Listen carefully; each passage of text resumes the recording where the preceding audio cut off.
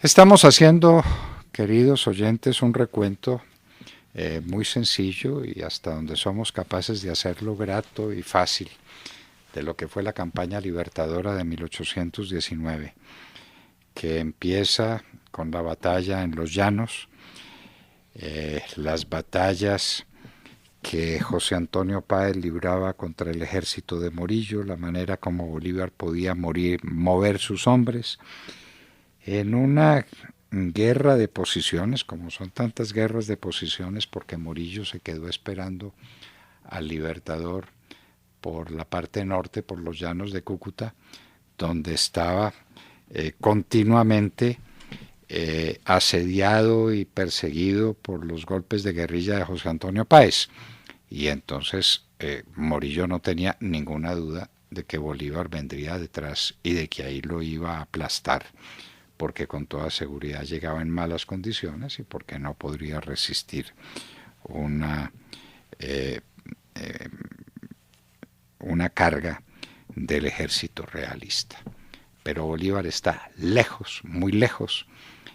Ha pasado el páramo de Pisba, ha llegado al pueblo de Socha. El pueblo de Socha lo ha recibido con una generosidad inmensa. Y aquí hay que preguntarse por qué. Una de las cosas de las que tuvo buen cuidado el Libertador fue de pulsar el estado del alma de la gente que se iba a encontrar acá. Y descubrió que esa gente estaba completamente jugada con el esfuerzo que se hiciera contra los españoles. ¿Por qué? Porque los estaban odiando, detestando. No valían lo que el ejército español tenía como su más preciada arma política, que eran los sermones de los curas, diciendo que una sublevación contra el rey era un pecado mortal y que nadie que tomara las armas contra el ejército de su majestad el rey se podía salvar. No tenía más, porque no tenía la opinión. La gente estaba detestando a los españoles, sobre todo después del paso de las tropas de Morillo por todos estos territorios. Es que las atrocidades de Morillo no fueron solo las cometidas en la huerta de Jaimes y en la Veracruz, donde asesinó a toda la dirigencia de los patriotas, sino que sus columnas cometieron todas las atrocidades imaginables en su paso para reunirse con Morillo en Santa Fe y después para viajar con él a Venezuela para derrotar lo que quedaba de los ejércitos patriotas. El Libertador lo sabía.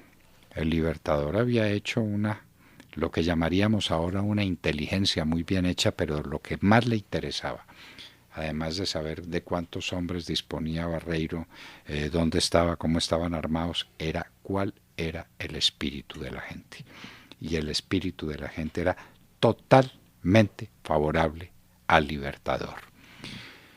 Ahí pues en ese paso del Libertador por esa región de Boyacá, que incluye por supuesto Socha, donde empieza, luego viene en los pasos de Tópaga, de los molinos de Bonza, para llegar al pantano de Vargas, que será una historia después.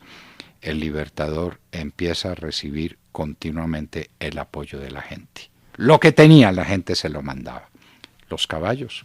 Al Libertador le mandaron un hermoso caballo blanco que se lo mandó regalo de una mujer, el caballo Palomo del Libertador. El Libertador, dicen que el Libertador había tenido un sueño donde era triunfador de las tropas españolas en un hermoso caballo blanco, y el caballo blanco le llegó, y le llegaron los caballos que utilizaría Rondón más adelante, pero esa es otra historia. Lo cierto es que el ejército era lamentable en su armamento. La Legión Británica había llegado, pero había llegado muy golpeada, y los movimientos del Libertador, que ya se tropezaba con Barreiro, porque Barreiro finalmente descubrió de dónde venía el ejército. Un ejército que se supo, porque Barreiro también tenía inteligencia y también mandaba espías, que era la forma más directa de la inteligencia militar en aquella época, el espionaje persona a persona, que era un ejército de prácticamente de mendigos.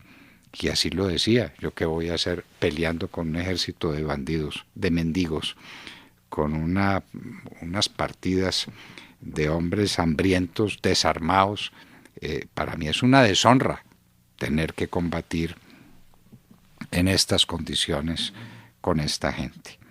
Pero bueno, eso era lo que pensaba Barreiro, y empiezan los movimientos del Libertador, y cuando Barreiro se da cuenta de los movimientos que hace el Libertador y de la manera como se combate en las primeras escaramuzas que se dan en Tópaga, en dos sitios de Tópaga distintos, cada uno más favorable para Barreiro. Barreiro escoge los sitios que quiera, maneja las cosas como quiere, pero allá dijo, este es un ejército y estos son unos hombres muy valientes, y este Bolívar es un verdadero genio de la organización.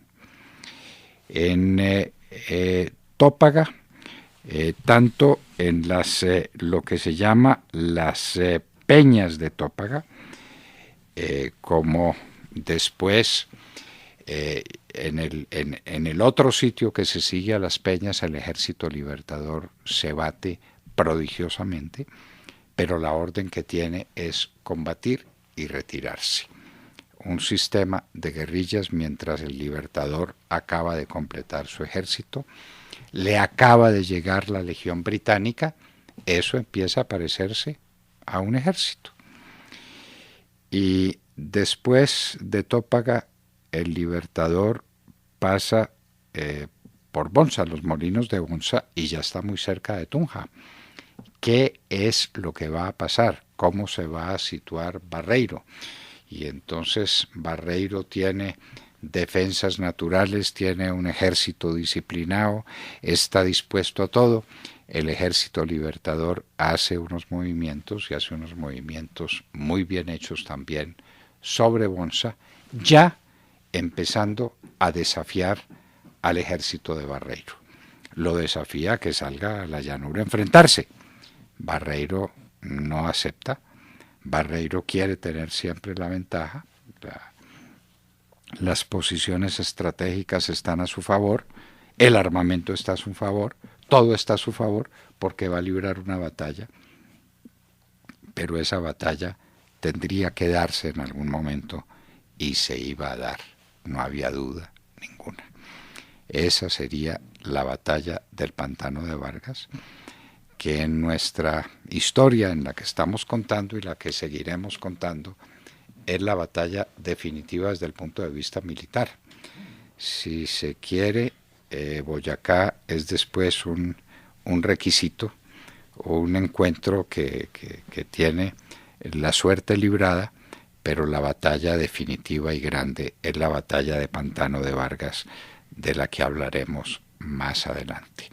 Barreiro ahí también escoge el lugar, dispone sus tropas como las tiene que disponer, y va a aniquilar al ejército patriota, al ejército del Libertador, en la batalla del Pantano de Vargas, sitio que conocen muchos colombianos porque los habrán visitado, para ver lo que queda del recuerdo de aquella batalla, que le cuentan a uno más o menos bien contadas los guías que se ganan la vida recibiendo a los que llegan curiosos a ver qué fue lo que pasó en el Pantano de Vargas. De manera que tenemos pues dos ejércitos que ya se están haciendo caras, que ya se están desafiando al combate, y finalmente un punto de encuentro que va a ser completamente desfavorable para las tropas del Libertador. Un movimiento sobre el río Chicamocha. Desde el punto de vista estratégico, lo definitivo es el camino hacia Bogotá, y obviamente también el camino de Tunja. Tunja empieza a formar parte de esta estrategia militar y es fundamental para el tiempo que viene, y ese es el movimiento o uno de los movimientos más sorprendentes, más extraordinarios y más felices de toda la campaña libertadora. De manera pues que ya tenemos los ejércitos enfrentados, hemos pasado por Socha, ya las tropas por lo menos están vestidas, ya tienen algún armamento, tienen algo de caballería y no tienen más remedio que enfrentarse a Barreiro, que tiene un ejército espléndido, hombres curtidos en cuantos combates en la guerra de la independencia de España contra los franceses, tienen todo a su favor. El sitio llamado el Pantano de Vargas va a ser la tumba del ejército libertador. En eso nos quedamos y seguiremos nuestra historia.